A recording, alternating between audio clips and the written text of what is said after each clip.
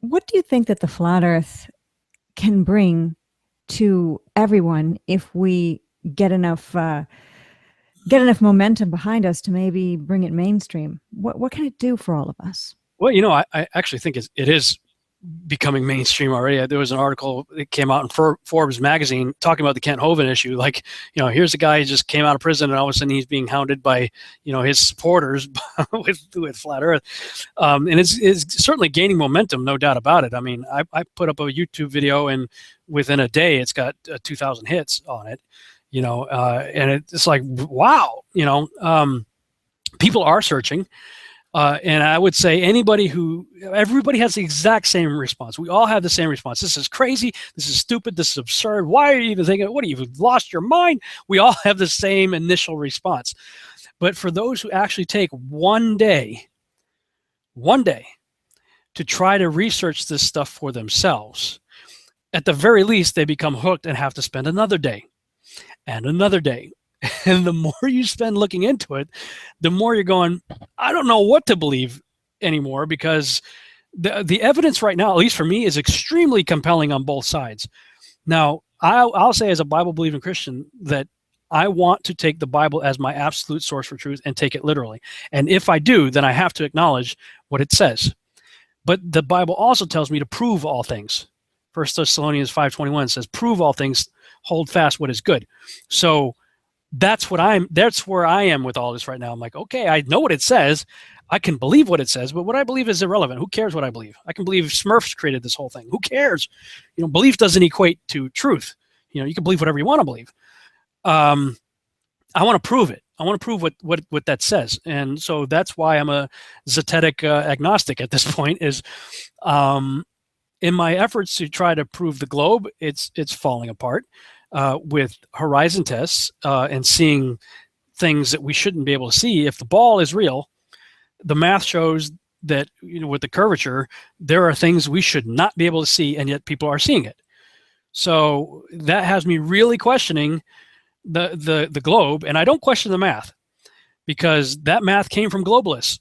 It came from people who believe the globe. So it's not math conjured up by flat earthers. And the best example for that really proved that to me was when I was in Malibu a few months ago, talking with another writer who's partnered with me for my Seed, the series that we're working on. And he says, I've been following your flat Earth stuff, and I got to tell you, I'm really interested. He said, because I grew up on Ventura. I used to be a lifeguard on Ventura Beach. And on a good day, on a clear day, we could look out and see the Anacapa Arch. Well, the Anacapa Arch is almost 20 miles away, and it's only 40 feet high. So the math says that if we're on a ball, 25,000 mile circumference ball, that the top of that 40-foot island arch should be over 200 feet below our ability to see it on the other side of the curve. I said, look, I know I've heard these stories, and I've seen the Chicago thing and all that Chicago skyline from the other side of Lake Michigan. I've seen the math that people are using. I'm not mathematically inclined, so I need help. Do you understand this math, or do you know somebody that can confirm this math? He goes, yeah, as a matter of fact, I got a good friend of mine who's a professor at the university. He's a math professor. I said, great. Pose it to him as a word problem and see what he says. Don't tell him anything about why we're looking into this or why we want to know. Just give it a word problem. He said, okay. So he goes to the guy. He says, we're on a globe that's 25,000 miles circumference, right? Yeah. What's the math? Like, how would we calculate for the curvature? Let's say if there's an object 40 feet tall and 20 miles away, how far below the curvature should that object be, the top of it? So the guy said, oh, that's easy. He did the math, did it all up on the board, and it came out to, over 200 feet.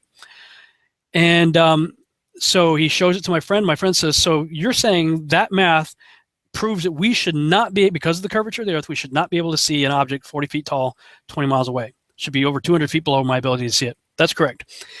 My friend turns to his friend and says, well, the problem is we've all seen it.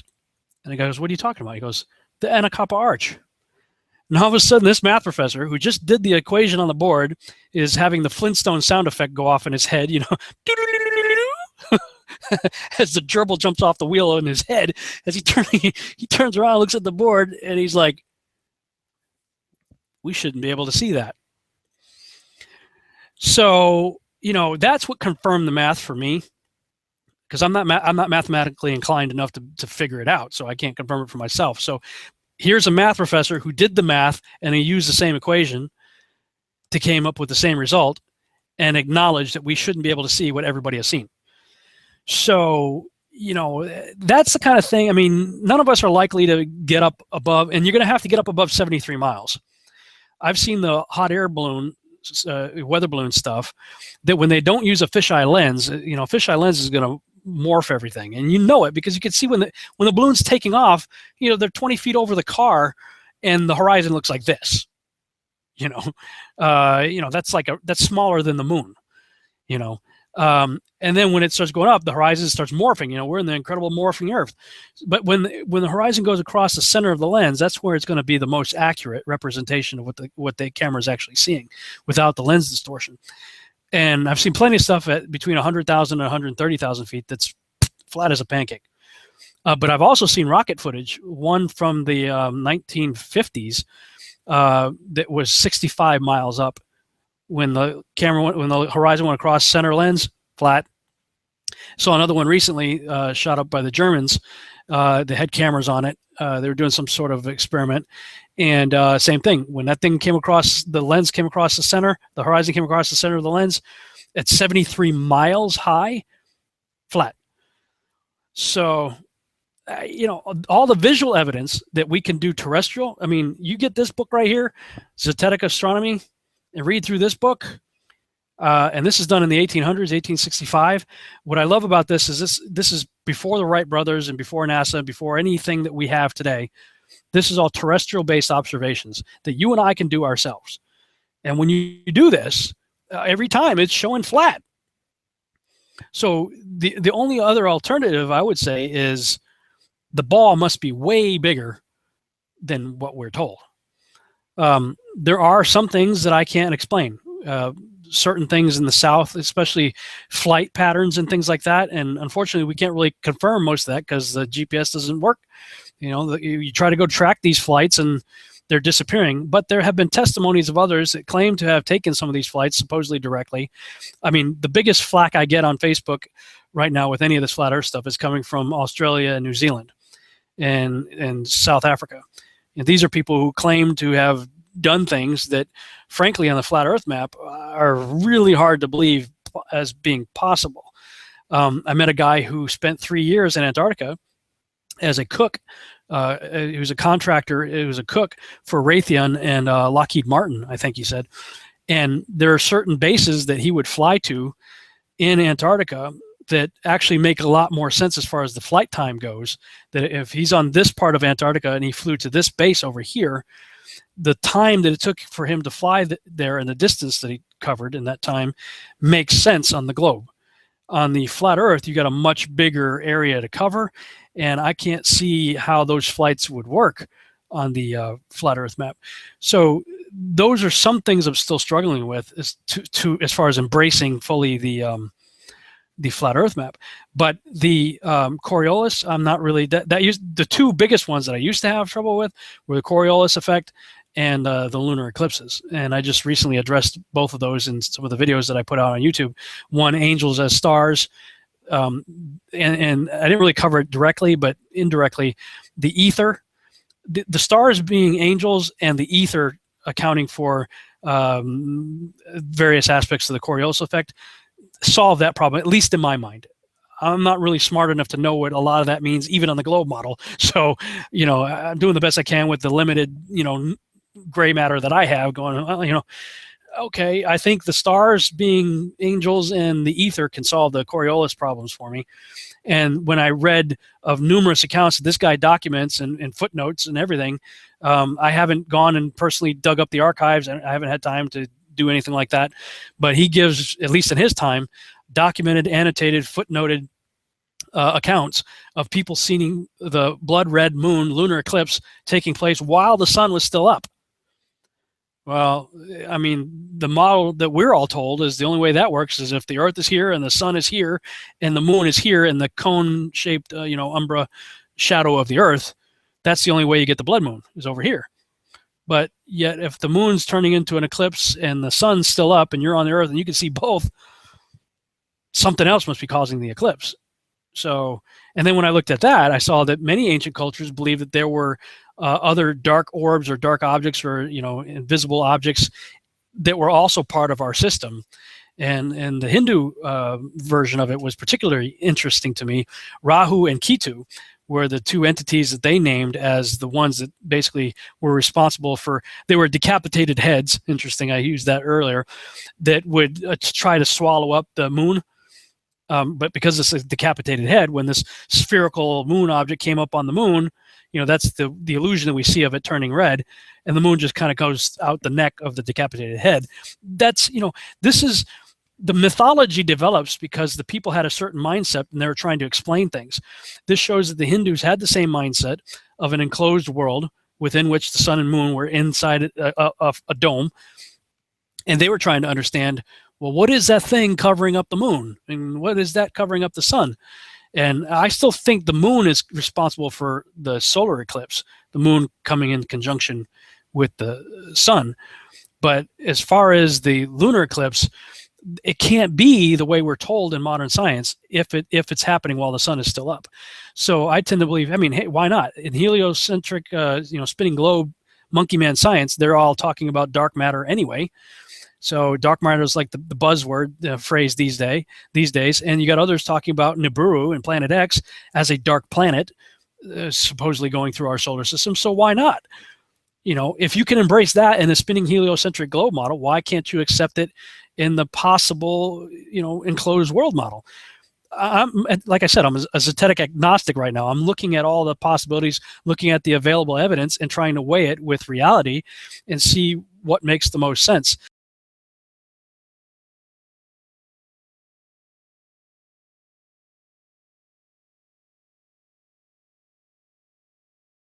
Today is Monday, September 28th, about 7:15, and you can see that's about the time the sun sets around here, about 7:15 or so.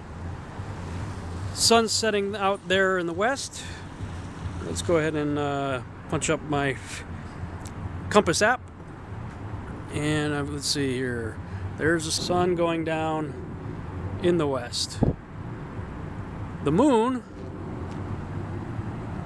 came up in the east, just up above that little covered stairwell over there, and it was right about there at roughly 9:11 p.m. Central Standard Time. And the direction we are looking there is about 100 degrees or so. Let's see. Yeah, about 100 degrees east is where the moon popped up. The only problem is the sun had just set about an hour and 45 minutes earlier right behind us, and yet the shadow was coming from this direction, which is north. How did the shadow from the Earth being cast by the sun, which set in the west, end up coming from the north? It is now 8:15, Monday, September 28th. So about an hour ago, the sun went down right over there, and directly behind me now, the moon is popping up. Like I said, just kind of right above the covered stairwell over there. Yesterday was actually a little bit further to the right. So there's the moon about an hour later. 2 hours later, last night, it was higher than it is right now, of course. And the shadow was coming from the north, which is where the building is, right there to the left. Sun went down in the west, right behind us. Shadow of the Earth came from the north. We are looking at the compass pointing north. That is north. Here's the buildings. There's the moon. That's west. That's north. That's east. The shadow, allegedly, of the Earth appeared on the left side of the moon, which is the side facing north. So if the sun went down behind us in the west, you would think the shadow would have been on the bottom of the moon instead of the left side of the moon.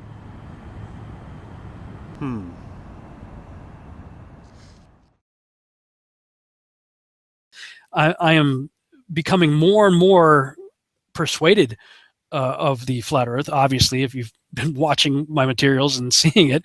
But I can't just come out and say, it is flat, it is enclosed, because I haven't found that solid, absolute, irrefutable proof for it yet. And you know what? That might be a good thing, because I'll tell you something I've learned in all this. Whoa, besides falling off my chair here, is you can convince somebody of just about anything if you put compelling images up and a little dash of charisma. You can make anybody believe anything you want them to believe. And because I'm aware of that, I know that I have that ability to do that too. And I don't want to be guilty of, plenty of people have become flat earthers because of my material. And I say, well, if that's what you believe, okay, great. But I have said repeatedly in all my stuff, look, I'm still questioning all this stuff. I haven't come out and said, I did say at one point, if anything's going to make me a flat earther, it's that video that NASA put out of the moon crossing in front of the Earth. But then I ended up debunking myself on that one. So I can't. That one video right there, I thought it was it. I thought, okay, finally I could commit to something here. I've got the proof. Did a little experiment right here in my hallway, and I'm like, okay, shoot, I just debunked myself. Okay, well, the part I don't have. It's not about ego. It's not about pride for me. I don't. It's not about me being right, and I'm going to ignore everything else. I just want to know what the truth is. I don't want people just to believe me because I might have a little bit of charisma and can put some pretty cool images up on the screen. I want to know what the truth is. I accept that the Bible is true, but it also tells me to prove it. And as I'm trying to prove it, I'm putting the evidence out. And, so that's what I would just say as a word of caution to everybody, even watching my videos, even listening to me. I know that the imagery can be compelling, and I know that I have a measure of charisma that people can gravitate towards. But you know what? So did Hitler. So let's put things in perspective. I mean, this guy had an amazing amount of charisma. When you look at the videos that show the ocean of Nazi soldiers listening to this lunatic talk, I mean, that's dangerous. So I'm cautiously aware of that, and it would just say, look, I tell people when I do my conferences, don't believe me. Please don't believe me. Do your own research. Test it for yourself. I'm doing my research and I'm making it public, but even that, test my research for yourself, because the last thing I want to be responsible for is leading anyone astray about anything. I don't want to lead anybody astray in any subject, So I'm aware that as a teacher and as a public figure, people follow me, and I'm saying, look, this is sort of like the blind leading the blind here. You know what I mean? And I don't know if I'm articulating what I'm thinking and what I'm feeling right now, but when it comes to this issue, I do think it's critically important because it affects everything. If this is what, biblically speaking, is the great deception, the Bible talks about a great deception that's going to come and be so great that even God's own elect, his own people, would be deceived by it. I don't know if it turns out to be true that we're in an enclosed, flat, circular earth set on pillars within which the sun, moon, and stars are placed, then we're in the great deception right now, because there are vast amounts of Christians, including Kent Hovind, Brother Hovind, and others, that are dogmatically against what I believe the scripture tells you point blank, and up from a literal interpretation, that they're against it. And they're embracing evidence that is coming from primarily NASA, the government, and the military, three organizations that have proven to be completely untrustworthy on numerous counts. If we were to put them on trial, they would all be guilty of being pathological liars, and I would say also Luciferians in many ways, because of all the secret societies that our presidents have been involved with, and why does our astronauts have to be Freemasons, stuff like that. So I'm saying at this point we need to be testing all things, test everything, because with this model, with the enclosed world model, evolution goes out the window. Ancient aliens, that whole idea, obliterated. And what are you left with? A creator that made a terrarium that we're in. I mean, so people ask, well, what's the motive?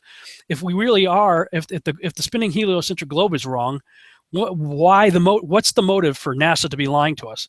Well, let's go back to, you got to go further back than NASA. You got to go further back than the United States government or any other government. You got to go back to the garden, Genesis chapter 3, where the serpent comes to Eve and basically says, did God really say that? Hath God really said? Because that's what this boils down to, ultimately. The Bible says this in no uncertain terms. We're in a snow globe. Did God really say that? See, that's the motive. That's that, and all of those who follow that Luciferian mentality of getting Charles Lyell got us to question the timeline of creation. Darwin got us to question whether we are created in the image and likeness of God or from goo to you by way of the zoo, as Ken Hovind would say. You know, those two individuals threw out huge portions of the Genesis account. Well, the same science that came out of those guys, and from which those guys originated, also from science that was contrary to the biblical account, we are presented with the spinning heliocentric globe. You know, so I mean, motive makes all the sense in the world if you realize that if the enemy of mankind can get us to question Genesis, if Genesis crumbles, well, the foundation upon which the whole of Scripture is sitting is destroyed. I mean, everything crumbles. I mean, if Moses is full of crap, what does that say about Jesus? Because he endorsed Moses. You know, so for me, this is a very weighty issue, and it makes sense to me in a way that this is coming up in the 21st century. Because if we are indeed in the days of Noah, where we are starting to see a repeat of what took place that led to the corruption of all flesh and evil continually and violence, you know, then in the book of Daniel, it says in the last days, knowledge will increase. And the Hebrew there, the letter He precedes the word, and the letter He is the. It's the knowledge will increase. So could it be that that's what we're seeing right now, is the original knowledge is increasing all of a sudden? I mean, boom, who was talking about this last year? You know, maybe Eric Dubay, maybe, and a few others, but now it's like one of the primary hits on Google right now. Keyword search is flat Earth. So for me, I'm trying to nail this down, because if this is the truth, then it exposes so many lies, it's unbelievable. And at that point, you are forced to say, I can never trust NASA. I can never trust the government of any country in the world. Well, who can I trust? Well, the only one I can trust then is the one that proved this model is true and that model is false, and that would be the creator of this terrarium. That's pretty big.